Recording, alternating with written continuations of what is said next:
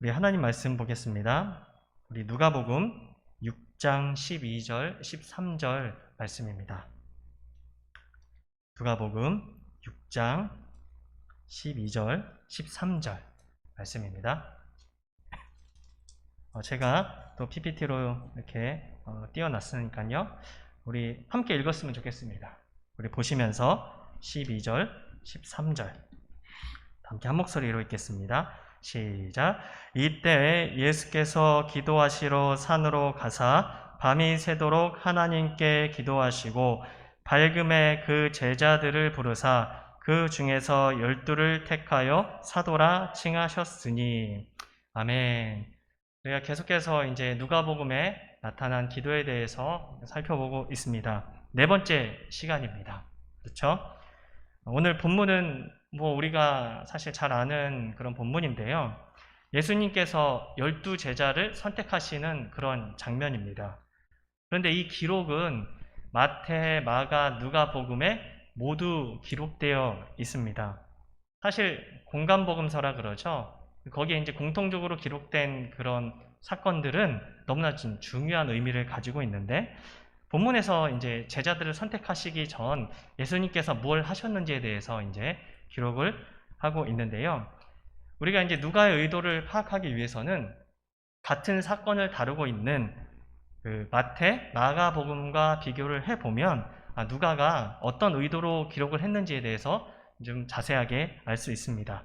그래서 제가 마태복음, 마가복음 동일한 그런 제자를 부르시는 그 장면을 이렇게 담아놓은 그 마태복음, 마가복음을 이렇게 PPT로 만들어 왔는데 한번 보실까요? 마태복음 10장 1절.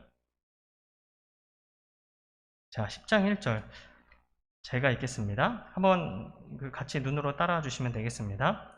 예수께서 그의 12제자를 부르사 더러운 귀신을 쫓아내며 모든 병과 모든 약한 것을 고치는 권능을 주시니라. 이게 여기서 보면은 제자들을 부르사 한 다음에 뭐가 나와 있냐면 더러운 귀신을 쫓아내며 모든 병과 모든 약한 것을 고치는 권능을 주시니라. 요걸 달아놨습니다. 그러니까 제자들 부르셨는데 이게 뭐죠? 제자들을 부르신 목적에 대해서 이야기하는 거예요. 제자를 딱 부르셨을 때 그들에게 뭔가를 주고 싶으셔서 부르셨다라는 거죠. 그게 뭐죠? 더러운 귀신을 쫓아내고 모든 병과 모든 약한 것을 고치는 권능을 주시기 위해 제자들을 부르셨다. 이제 마태의 기록에는 제자들을 부르셨을 때 그 부르신 목적에 대해서 좀 강조를 하고 있다고 보시면 됩니다. 자, 그리고 마가복음 3장 13절 제가 읽겠습니다. 또 산에 오르사 자기가 원하는 자들을 부르시니 나온지라. 이렇게 적어 놓았습니다. 좀 다르죠? 마태복음은 12제자를 부르신 다음에 뭔가 그 부르신 목적에 대해서 기술을 좀 거기 집중적으로 하고 있는데, 마가는 산에 오르사 뭐라 그럽니까? 자기가 원하는 자들을 부르시니 나온지라. 이렇게 설명합니다. 뭐예요? 제자들을 예수님께서 부르신 기준이 뭐냐는 거죠. 제자들 부르실 때 예수님의 기준은 뭡니까? 자기가 원하는 자. 다른 게 없어요. 무슨 능력이 뛰어나고 이런 게 아니라 예수님이 원하는 사람을 부르셨다라는 거죠. 우리도 이제 믿는 사람으로서 예수님의 제자들이거든요. 그럼 뭐예요? 그냥 우리가 잘해서 그런 게 아니라 예수님이 원하셔서 그냥 부르셨다라는 거죠. 그렇게 보시면 되겠습니다. 그런데 누가복음 6장 12절 13절 우리가 읽었지만 뭐라고 이제 기록되어 있냐면, 이때 예수께서 기도하시러 산으로 가사 밤이 새도록 하나님께 기도하시고 밝음에 그 제자들을 부르사 그 중에서 12를 택하여 사도라 칭하셨으니. 이게 지금 뭐가 들어가 있냐면 예수님께서 기도하러 산으로 가셨고, 그리고 거기서 밤이 새도록 하나님께 기도하시고 12제자를 선택하셨다라는 기록을 하고 있는 거죠. 무슨 얘기냐면 제자들을 이제 부르신 과정을 좀 기술하고 있는 겁니다. 어떤 과정을 통해 이게 제자들을 부르시게 되었나? 어떤 과정을 통해 부르신 거예요? 기도하시는 그 과정을 통해서 그걸 거치시고 제자들을 부르셨다라는 거죠. 그냥 단순하게 적용해 보면 교회에서 뭔가 중요한 일을 해야 될 사람은 어떻게 해야 되죠? 어떻게 뽑는 거죠? 기도하고 뽑아야 된다는 거예요. 그냥 뭐 재산이 많거나 뭔가 똑똑하거나 지식이 많거나 뭐 남들보다 탁월한 이런 기준이 아니라 기도하고 뽑아야 된다는 거죠. 네, 단순한 적용은 그렇습니다. 마태복음과 마가복음에서는 12제자를 선택하시기 전에 예수님께서 집중적으로 기도하셨다라는 그런 언급이 없어요. 그렇죠? 각자의 강조점이 좀 다른 겁니다. 오직 누가복음에서만 예수님께서 밤이 새도록 기도하신 다음 새벽에 제자들을 부르셨음을 보여주신 거죠. 그래서 누가는 예수님께서 12제자를 선택하신 사건을 뭐하고 연결했냐면 산상 철야 기도와 연결을 했습니다. 이것은 예수님의 12제자의 선택이 철야 기도의 결과였다라는 거예요. 그렇게 기도하시고 또 선택하셨다라는 거죠. 네, 우리가 한 가지 좀 더 살펴보아야 할 게 오늘 본문 예수님께서 하신 기도를 좀 더 세밀하게 이해하기 위해서는 배경을 조금 알아야 됩니다. 배경을 이해해야 할 필요가 있는데 예수님께서 기도하러 산에 올라가신 배경이 있어요. 누가복음에 보면. 그래서 이 배경은 단서가 있습니다. 배경은 이때 12절 이때. 그럼 이때는 뭐죠? 그 전 구절을 보면은 이때가 어느 때인지 알 수 있다는 거죠. 이때로 시작하는데 본문 당시의 배경은 6장 1절에서부터 11절까지의 그런 배경 속에서 이해를 하시면 됩니다. 보시면 뭐 두 가지 사건이 나오는데 이제 안식일에 예수님께서 밀밭 사이로 지나가실 때 제자들이 이삭을 잘라 손으로 비벼 먹는 그 사건이 있었고요. 또 어떤 사건이 있었냐면 또 다른 안식일에 예수님께서 회당에 들어가서 가르칠 때 오른손 그런 마른 사람을 치유하신 그런 사건이 배경이 됩니다. 이 사건 속에서 누가 반발을 하게 되냐면 바리새인들, 서기관, 바리새인들이 반발을 하고 어떻게 하죠? 예수를 고발할 증거를 찾으려고 하고 어떻게 할까 많이 분노하는 그런 상황입니다. 앞서 이제 1절부터 11절 말씀이 이것을 이야기하는데 이 서기관과 바리새인들은 이미 예수님께서 들것에 실려온 중풍병자에게 죄의 용서를 선언하신 일이 있었거든요. 그런 것과 또 예수님이 또 어떤 일을 하셨냐면 세리와 죄인들, 이거 어울리면 안 되는 사람이라고 하는 사람들과 식탁 교제하는 것을 이미 문제 삼았던 사람들이 이 사람들이었습니다. 그러니까 이런 일에 자꾸 이제 반대가 증가하는 상황인 거죠. 다른 그 종교 지도자들이 봤을 때 예수님은 하지 말아야 할 행동을 하는 사람들, 하나님의 뜻에 반대되는 그런 일들을 하는 사람이라고 생각했기 때문에 그런 반대, 그리고 반대를 넘어서서 이제 죽이고자 하는 그런 상황까지 이제 가게 되는 그런 상황에서 이미 그런 상황에서 안식일에 이삭을 잘라 비비어 먹고 손 마른 사람을 치유하신 행위는 이제 분노하게 만들었고 그들을 결국 예수님을 어떻게 제거할 것인가를 의논하기에 이르렀는데 이러한 위협적인 상황에서 예수님은 집중적으로 기도하시기 위해 산으로 올라가셨습니다. 그래서 이 점에서 이때라는 그런 배경을 보면 이 점에서 예수님의 기도는요. 그 한적한 곳에서 하던 기도와는 다릅니다. 한적한 곳에서 사람들이 막 몰려왔을 때 한적한 곳으로 가셔서 하셨잖아요. 그럼 어쩌면 이 스타가 되고 인기 스타가 돼가지고 하던 기도하는 상황이 사뭇 다른 거죠. 그러니까 많은 사람들이 몰려오셨을 때 하던 기도가 인기가 고조될 때 하던 기도라면 산상 기도는 그 배경이 종교 지도자들의 반대와 위협이 증가하는 그런 상황 속에서 이루어졌다라는 거죠. 그렇기 때문에 그냥 좀 생각해 보면 예수님의 그런 산상 기도는 분명 지도자들의 이와 같은 반대를 어떻게 해결할 것인가와 관련이 되었을 것이라고 이제 추측이 가능합니다. 그런데 본문을 보면 다음 날이 되었을 때 예수님께서 12사도들을 선택하셨습니다. 그러니까 이로 보아서 예수님의 기도는 어쨌든 12사도의 선택과 관련이 되어 있다는 건데 배경은 뭐죠? 종교 지도자들의 반대와 위협이 증가하는 상황. 그러니까 이게 지금 기도의 내용을 보면 시작은 아마 종교 지도자들의 반대와 위협을 어떻게 대처할 것인가에 대한 그런 문제를 가지고 기도를 시작하셨을 텐데 마지막은 제자들, 사도들의 선택 문제와 관련이 되었다라는 거죠. 이걸 어떻게 이해할 수 있을까요? 어떻게? 시작과 마무리가 너무 다르잖아요. 그렇죠? 어떻게 이해할 수 있을까요? 이거는 이제 이렇게 이해가 가능합니다. 분명히 처음에는 예수님께서 계속해서 닥쳐오는 그런 어려움의 문제들, 곧 종교 지도자들의 반대와 위협을 어떻게 대처할 것인가에 대해서 문제를 가지고 기도하기 시작하셨을 것인데, 그런데 기도를 계속하면서 하나님께서 친히 주신 그런 기도 제목으로 바뀌어 간 것이죠. 자신의 기도 제목으로 시작한 것이 하나님께서 친히 주신 기도 제목으로 바뀐 것인데, 이게 힌트가 있어요. 12절을 보면은 왜 이렇게 이야기할 수 있느냐? 12절을 보면 이렇게 적어 놓았습니다. 밤이 새도록 하나님께 기도하시고. 근데 요거를 헬러 문장, 그냥 그 문장 그대로 충실히 번역을 하면 어떻게 번역을 할 수 있냐면요, 이렇게 번역을 할 수 있어요. 그는 하나님의 기도 안에서 밤을 지새우고 있었다 라고 이렇게 번역을 할 수 있습니다. 기도인데 무슨 기도예요? 하나님의 기도예요. 나의 기도가 아니라 그는 하나님의 기도 안에서 이제 밤을 지새우고 있었다. 그러니까 누가는 예수님께서 기도를 하시는데 하나님께 사로잡힌 기도, 하나님의 기도, 그런 기도를 하셨음을 보여주려고 이 표현을 사용했다라는 거죠. 그래서 이제 기도가 점점 바뀌어가면서 하나님의 기도, 결국 12제자를 선택하시는 그런 것까지 나아가게 된 것이라는 것입니다.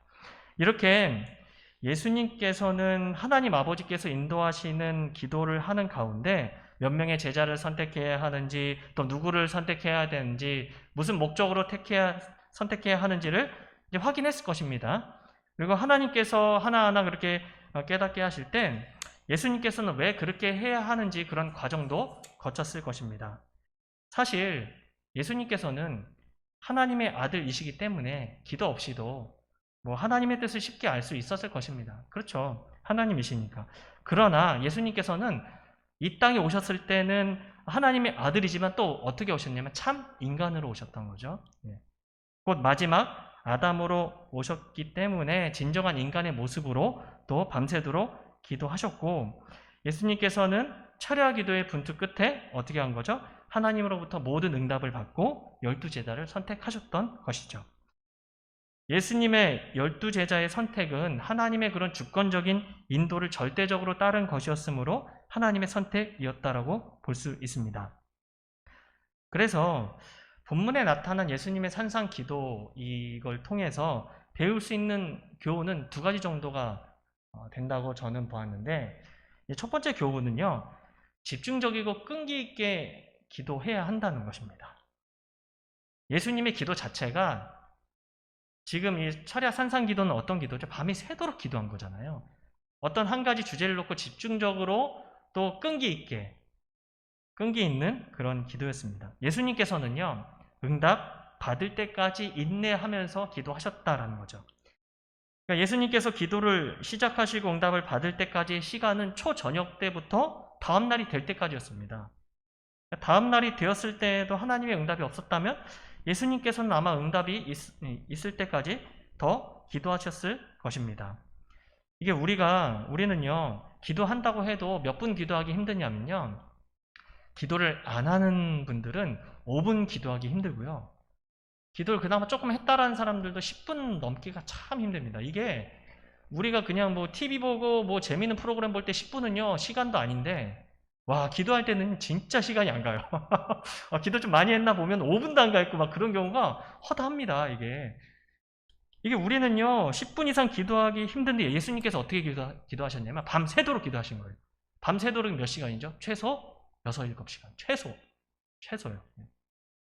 물론 우리가 뭐 날이 새도록 날마다 날 새면서 기도할 수는 없어요, 이게. 그렇죠. 뭐 이걸 본받아 가지고 뭐 우리도 그렇게 해야 된다, 뭐 그렇게 이야기할 수 있겠지만, 근데 이 문자적으로 그렇게 적용하는 건 아닌 것 같고요. 중요한 것은 뭐죠? 집중적이고 끈기 있는 기도가 필요하다는 거예요. 예수님께서 그렇게 기도하셨기 때문에. 어떤 분들은 5분, 10분이라도 좀 집중해서 기도하면 되지 않을까요? 라고 그렇게 이야기하시기도 합니다. 그런데 실제로 제가 이미 말씀드렸듯이 5분, 10분 동안 집중해서 기도하기가 좀 쉽지는 않아요. 이게 쉽지 않습니다. 저 개인적으로 기도 생활을 해본 결과 기도 시간은 좀 긴 게 좋다. 제 개인적인 경험입니다. 뭐 신앙의 선배들도 그렇게 얘기하는 선배들도 많고요. 그러니까 기도 시간을 좀 길게 가지는 것이 영혼에 매우 유익하다라는 그런 결론을 사실 좀 내렸습니다. 예수님께서 그렇게 기도하셨기도 했지만 제가 또 기도 생활 해본 결과 그렇습니다. 왜냐하면 예수님과 같이 기도 시간을 좀 길게 가지고 기도하는 동안에 실제로 하나님의 응답이 임하는 것을 자주 경험하기 때문이죠. 5분, 10분 기도할 땐 잘 모르겠는데 기도 시간이 좀 길어지면 하나님의 마음이 어느 순간 이렇게 찾아오는 것을 느끼게 됩니다.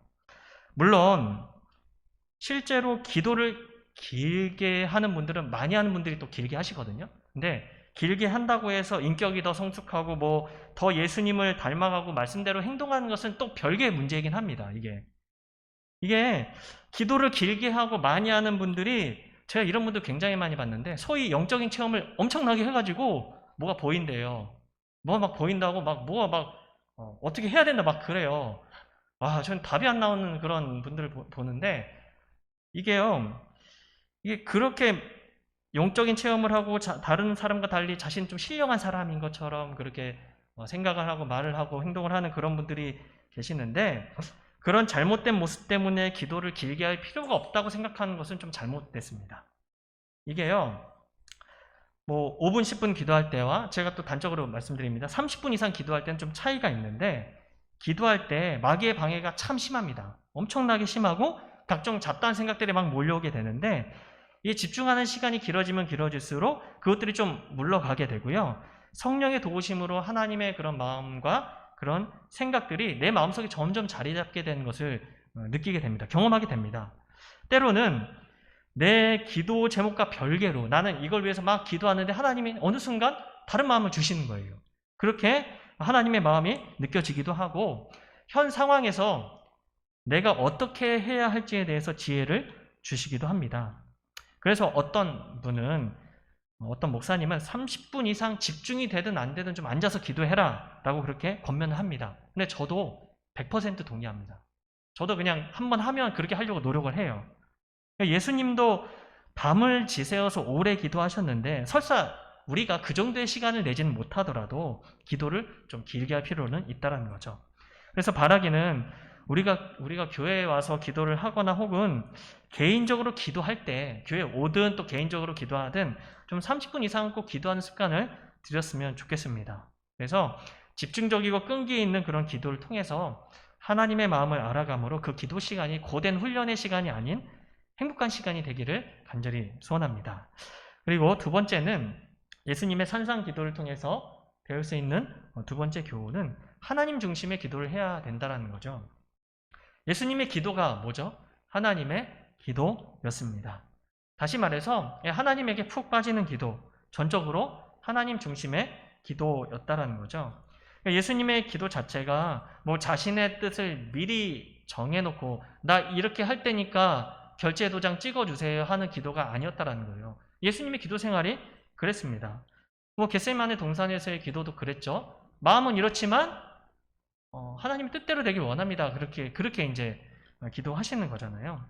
그러니까 예수님께서는 기도 중에 하나님 아버지의 인도하심에 이끌려서 하나님의 주권적인 뜻을 구하고 그 뜻에 순종하여 12제자를 선택하셨습니다. 그런데 기도 중에 누굴 선택해야 되는 거죠? 가룟 유다도 선택해야 되는 그런 좀 예수님께서도 참 마음이 아프셨을 것 같아요. 사람을 사랑하시는 예수님께서. 그러니까 기도 중에 분명하게 드러난 하나님의 뜻 속에는 자신을 배반할 가룟 유다도 속해 있었습니다. 들어 있었습니다. 하나님께서 예수님에게 그걸 안 알려주셨을까요? 저는 알려주셨을 거라고 생각을 했는데 유다가 결국 배반하게 될 것을 알려주셨을 거고 예수님도 알고 계셨어요. 이미. 그러니까 나중에 유월절 만찬할 때 다 말씀하시지 않습니까? 그렇게 알려주셨을 텐데 그러나 유다를 택하는 것도 하나님의 분명한 뜻이요 또 그와 관련된 성경의 예언을 성취하는 것이었으므로 예수님께서는 어떻게 한 거죠? 기꺼이 순종하였습니다. 우리의 기도가 어떤지 한번 이렇게 돌이켜 보았으면 좋겠는데요. 우리가 기도하는 내용을 한번 살펴보십시오. 그러니까 혹시라도 예수님께서 하신 기도에, 하나님의 기도에 비추어서 우리의 기도가 하나님을 우리의 들러리로 세우려고 하는 것은 아닌지 반성을 해야 합니다. 저도 이걸 준비하면서 내가 너무 이게 하나님의 뜻을 좀 구하고 하나님의 마음이 무엇인지 좀 구해야 하는데 자꾸 이제 현실적인 문제만 자꾸 이렇게 놓고서 어떻게 됐으면 좋겠습니다. 어떻게 됐으면 좋겠습니다. 요거에 막 포커스가 막 거기에 맞춰져 가지고 가는 저의 모습도 발견하게 되더라고요. 근데 이걸 보면서 좀 하나님 중심의 기도를 좀 해야 되겠다. 다 아시니까 내가 하나님의 마음을 알고 여기서 하나님 무엇을 원하시는지 그걸 구하는 기도를 좀 더 해야 되겠다라는 그런 생각을 좀 하게 됐습니다. 좀 회개하게 됐죠. 그러니까 기도하기 전에 우리가 이미 하고자 하는 일을 결정한 채 형식적으로 하나님의 결제 도장을 받고자 기도의 제목들을 놓고서 기도하지는 말아야 된다는 생각이 듭니다. 그러니까 개인 또는 교회 전체를 향한 하나님의 주권적이고 놀라운 설계와 뜻을 찾고 발견하고자 하는 그런 의지가 없는 기도는요, 겸손의 탈을 쓴 교만이요, 외식과 아름답게 포장된 욕심에 지나지 않는다는 거 우리가 꼭 기억했으면 좋겠습니다. 그래서 우리의 기도를 조금 버리고, 물론 우리 현실적인 문제도 구해야 되긴 하지만 자세는 어떻게 되는 거죠? 하나님의 뜻이 무엇인지 제가 알고 싶고 또 그렇게 구하길 원합니다라는 그런 자세가 필요하다는 거죠. 우리의 기도를 버리고 예수님께서 하신 하나님의 기도로 돌아가야 합니다. 우리의 기도로 시작해서 우리의 기도로 끝나는 그런 낮은 수준의 그런 기도를 넘어서서 기도 중에 이 성령 하나님의 주권적인 간섭과 인도를 받아서 하나님의 기도로 나아가야 하는 거죠. 그러기 위해서는요, 성령의 도우심이 필요합니다. 성령의 도우심을 구하십시오. 기도하는 가운데. 그렇게 도우심을 구하며 기도를 시작할 때 성령께서 우리를 반드시 도우셔서 우리의 기도가 하나님의 기도가 되도록 그렇게 인도하실 것입니다. 그래서 오늘 우리는 짧은 시간 예수님의 산상철야 기도를 통해 두 가지 중요한 교훈을 배웠습니다. 우리가 기도할 때마다 좀 기억하면서 기도했으면 좋겠습니다. 뭐죠? 기도할 때마다 기억해야 될 것. 집중적이고 끈기 있게 기도하고 하나님의 기도. 이렇게요. 하나님 중심의 기도. 이걸 꼭 하는 우리 모두가 되었으면 좋겠습니다. 이를 위해서 성령의 구하심을 구하며 결단하는 우리 모두가 되기를 간절히 소망합니다. 기도하시겠습니다. 하나님, 우리가 예수님의 산상철야 기도를 통해서 기도를 어떻게 해야 되는지에 대해서 잠시 살펴보았습니다.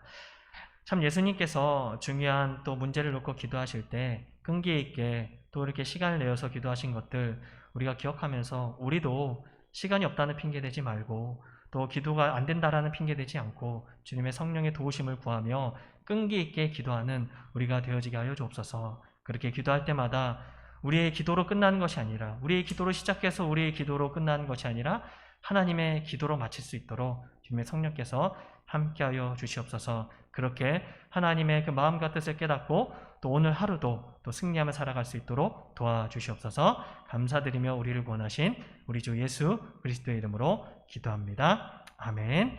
우리 주기도문으로 예배 마치시고 또 기도 제목 가지고 함께 기도한 시간 갖겠습니다. 하늘에 계신 우리 아버지여, 이름이 거룩히 여김을 받으시오며 나라가 임하시오며 뜻이 하늘에서 이루어진 것 같이 땅에서도 이루어지리다.